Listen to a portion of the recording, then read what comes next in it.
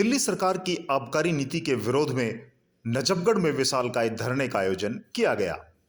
Bharatiya Janata party के कार्यकर्ताओं द्वारा आयोजित इस धरने में केजरीवाल सरकार की आबकारी नीति के विरोध में जोरदार प्रदर्शन किया गया व इसको वापस लेने की भी मांग की गई। धरने में पहुंची दिचौकला वार्ड से पार्षद नीलम कृष्ण पहलवान ने वहां पहुंचकर केजरीवाल सरकार के खिलाफ और आबकारी नीति के खिलाफ अपना रोष प्रकट किया। साथ ही इसे युवाओं और महिलाओं के साथ घोर धोखा बताते हुए नीलम कृष्ण पहलवान ने कहा कि केजरीवाल सरकार की इस नीति से हर घर में दिक्कतें शुरू होंगी और शराबखोरी भी बढ़ेगी। सरकार के जो शराब नीति को लेकर के आज एक धरना प्रदर्शन किया गया था नजफगढ़ में, क्या कहना चाहेंगे? देखिए, जो आबकारी नीति सरकार ने लागू की है ये बड़ा निंदनीय विषय है, क्योंकि हमारे समाज को, हमारे राष्ट्र को पीछे धकेलने में जो शराब ने अपना एक योगदान दिया है उससे सब रूबरू अच्छी तरह वाकिफ है।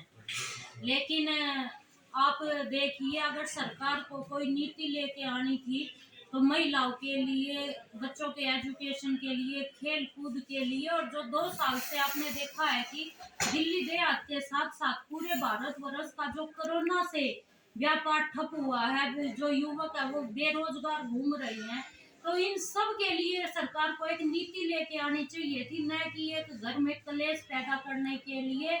और जो शराब के नुकसान होते हैं ये आप सबको पता है कि जिस घर में शराब होते है उस घर में ना सुख होता, ना शांति होती, कलेश ही कलेश होता है। तो मैं सरकार की जो नीति लाई है इसका मैं निंदनीय विरोध करती हूँ। निगम चुनाव भी आने वाले हैं नीलम जी, और एक ये जो विषय है शराब का विषय, ये बड़ा विषय है। हमने साथ लगते हरियाणा प्रदेश में भी देखा है कि शराब की चपेट ने बड़ी बड़ी पार्टियों को भी अपने आगोश में ले लिया था। कितना प्रभाव पड़ेगा निगम चुनाव पर? देखिए, निगम चुनाव पर मैं जो काफी असर पड़ेगा, क्योंकि एक घर गृहस्थी महिलाएं चलाती, अगर उन्हीं के खिलाफ अगर सरकार कोई नीति लेके आती है, उन्हीं के घर में सुख शांति नहीं होगी तो महिलाएं उस सरकार का क्या करेंगी जो उनके घर को खराब करेंगी। जी, एक और बड़ा विषय आज आया है। आज भारत के प्रधानमंत्री ने किसान आंदोलन को स्थगित करने का निर्णय लिया है। नीलम जी, इस निर्णय को किस संदर्भ में देखती हैं? देखिए, मैं मोदी जी की बड़ी बुरी बुरी प्रशंसा करती हूँ, उनके कदम जो उन्होंने किसानों के लिए उठाया है, क्योंकि हमारे देश को चलाने वाले 2 ही स्तंभ है, एक तो किसान और एक हमारे जवान। अगर इन दोनों का ईमान सम्मान में अगर कोई हस्तक्षेप होगा तो ये समाज के लिए, देश के लिए बड़ा निंदनीय है। लेकिन आज मोदी जी ने, जो किसानों ने कई महीनों से जो संघर्ष किया, आज मोदी जी ने इस पर विचार मंथन किया और किसानों के पक्ष में फैसला किया। इसके लिए मैं तहे दिल से भरत सिंह परिवार की तरफ से मोदी जी का बहुत बहुत हार्दिक धन्यवाद करती हूँ। 5 राज्यों में चुनाव होने वाले हैं। मोदी सरकार, मैं कहूंगा मोदी जी और भाजपा सरकार के इस निर्णय का आने वाले विधानसभा चुनाव में 5 राज्यों में कितना असर आप देख सकते हैं? देखिए, असर तो हम कोई भी कदम अगर उठाते हैं तो उसका असर सीधा सीधा सरकार पर पड़ता है। अगर सरकार अच्छी नीति लेके आएगी तो चुनाव पर अच्छा असर पड़ेगा, अगर सरकार बुरी नीति लेके आएगी तो बुरा असर पड़ेगा।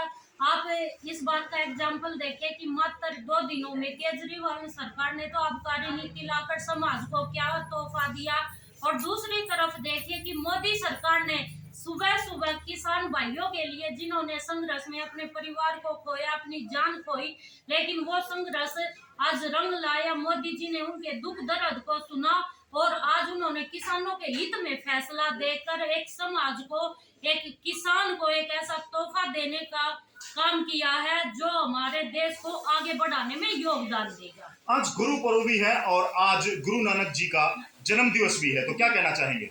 देखिए, सबसे पहले तो मैं अपनी तरफ से, भरत सिंह परिवार की तरफ से गुरु पूर्णिमा पर सबको बहुत बहुत हार्दिक बधाइयाँ देती हूँ।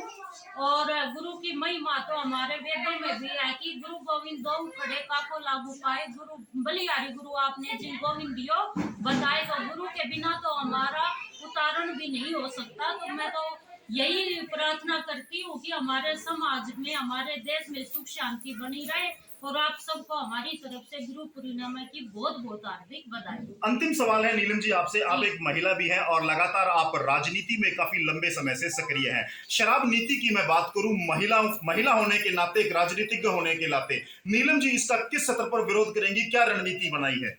देखिए, मैं एक नेता होने से पहले मैं भी एक गृहस्थी चलाती हूँ और मैं भी एक औरत हूँ।